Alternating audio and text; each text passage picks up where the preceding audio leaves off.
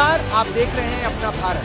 क्या आपने कभी 4,999 रुपए का फ्लाइट टिकट देखा, लेकिन पेमेंट करते करते वही टिकट 8 या 9 हजार रुपए का हो गया? सीट के अलग पैसे, बैग के अलग पैसे, खाने के अलग पैसे और आखिर में कन्वीनियंस फीस भी। तो सवाल है, क्या एयरलाइंस सस्ते टिकट का लालच देकर बाद में आपकी जेब काट रही है?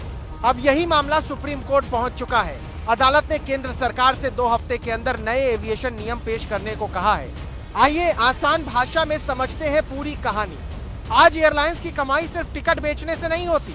कंपनियां शुरुआत में बेहद कम किराया दिखाती हैं ताकि ज्यादा से ज्यादा लोग टिकट बुक करें, लेकिन जैसे जैसे आप बुकिंग पूरी करते हैं, एक एक करके नए चार्ज जुड़ने लगते हैं। यानी शुरुआत में टिकट सस्ता दिखता है, लेकिन आखिर तक पहुंचते पहुंचते कीमत काफी बढ़ जाती है। इसे एविएशन इंडस्ट्री में एंसिलरी रेवेन्यू कहा जाता है। बुकिंग के दौरान आपकी जेब कैसे खाली होती है? सबसे पहले आता है बेस फेयर। सर्च करते समय सिर्फ टिकट का मूल किराया दिखाई देता है, लेकिन पेमेंट से पहले tax, airport fees, fuel charge और बुकिंग प्लेटफॉर्म की कन्वीनियंस फीस जुड़ जाती है। इसके बाद आता है सीट सिलेक्शन।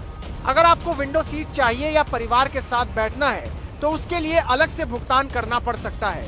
फिर आता है बैगेज। याचिका में आरोप लगाया गया है कि कई निजी एयरलाइंस ने इकोनॉमी यात्रियों के लिए फ्री चेक इन बैगेज की सीमा कम कर दी। अगर सामान तय सीमा से ज्यादा हुआ तो प्रति किलो अतिरिक्त शुल्क देना पड़ता है, और अगर टिकट कैंसिल करनी पड़े तो कई बार कैंसिलेशन चार्ज ही टिकट की कीमत के बराबर पहुंच जाता है। डार्क पैटर्न क्या होता है?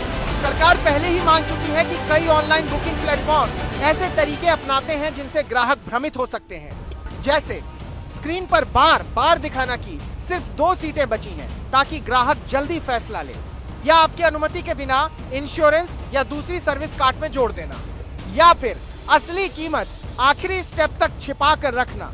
इन तरीकों को डार्क पैटर्न कहा जाता है। लोगों की शिकायत क्या है?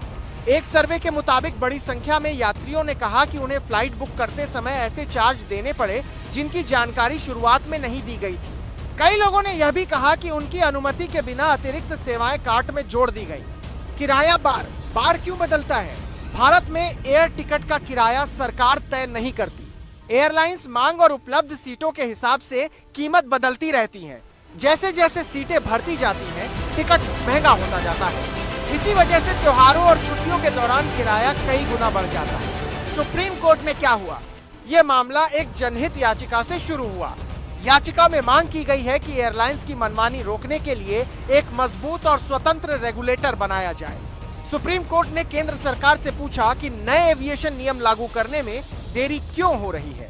सरकार ने बताया कि नए नियम तैयार हैं और प्रक्रिया पूरी होने के बाद लागू किए जाएंगे, लेकिन कोर्ट ने कहा कि नियमों की कॉपी 2 हफ्ते के भीतर अदालत में पेश की जाए।